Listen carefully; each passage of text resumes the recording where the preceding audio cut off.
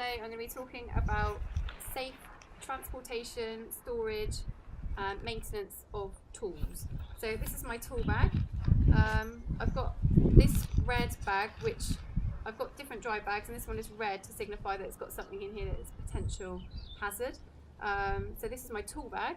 I also have a fire bag that's got my flint and steel in and the Vaseline and all that kind of thing. So this is a separate bag for tools. When I take this on site to forest school, this is in my big dry bag rucksack, which has got different things organised in. I know some people have like toolboxes and things, but actually I don't have that many tools yet. I've got some very basic tools, so I'm just going to show you those today. Okay, so this is my tool bag. So I open it up and have a look. I have got fixed blade knife. I've got some secateurs.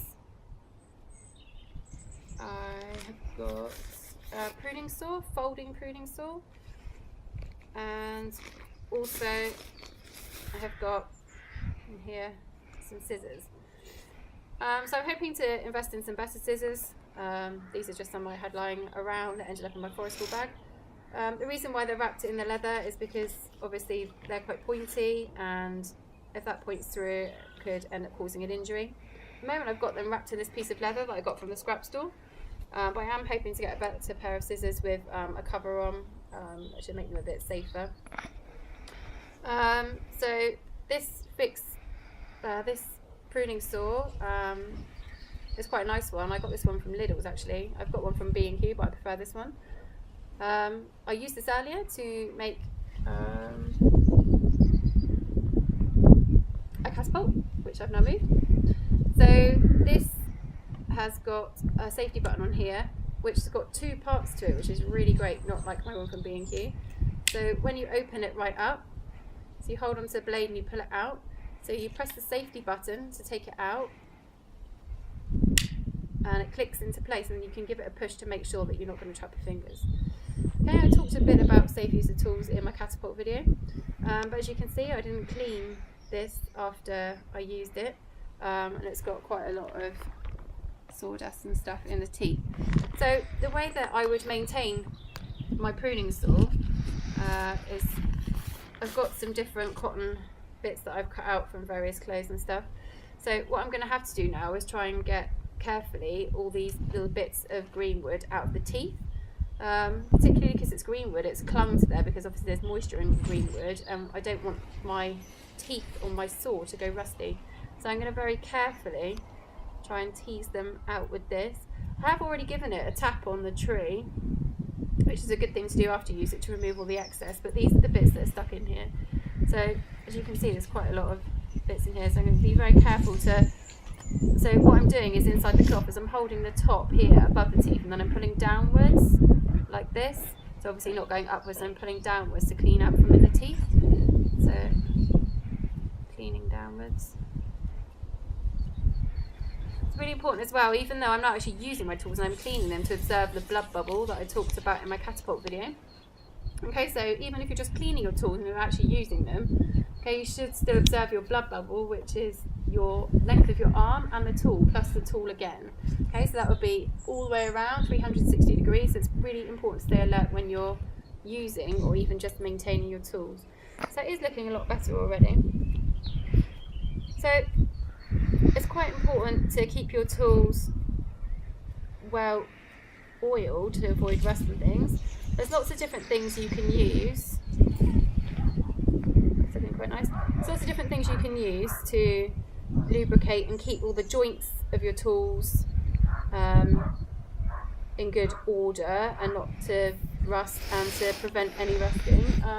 You could use this lubricant water displacer GT85. I've had that quite a while, as you can tell, or WD-40. The thing with these aerosols though, they're quite cumbersome, they're quite heavy. What I've actually got, which I quite like to use, is, and it can stay in my kit bag, is that oil that we bought to oil my husband's hair clippers. Kind of does the same thing.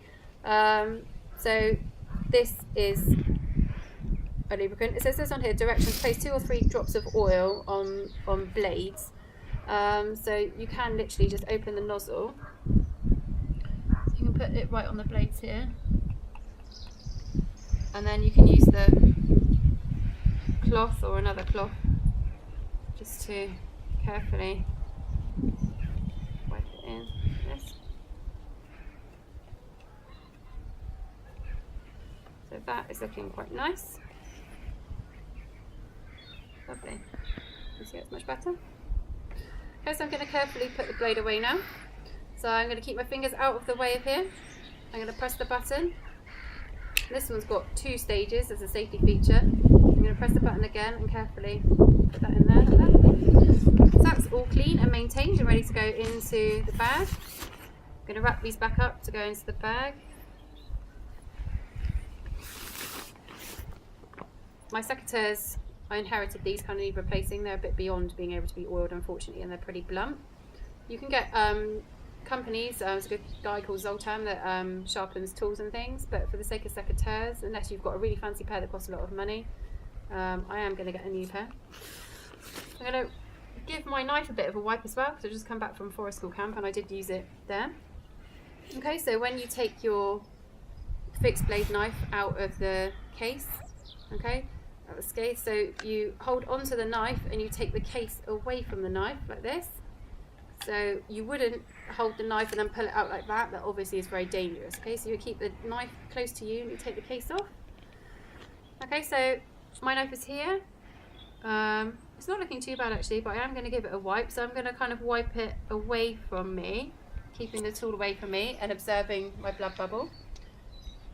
So I'm just going to give it a really careful wipe. So my fingers are above the blade all the time, so I'm not coming up to the blade, I'm kind of going down, which is obviously much more safer than coming up to the blade. Might give that a little bit of oil as well actually. Okay. So if you maintain your tools, and they should last you a long time. Okay, so that's nice and dry. Polished, lovely. I'm going to put it back in the scale. So I'm going to put it in there until I hear it click. Like that. Give it a little pull. Yep, that's fixed in there, that's good. I'm going to pop that away into my danger bag. See the oil, I've done that spilling everywhere.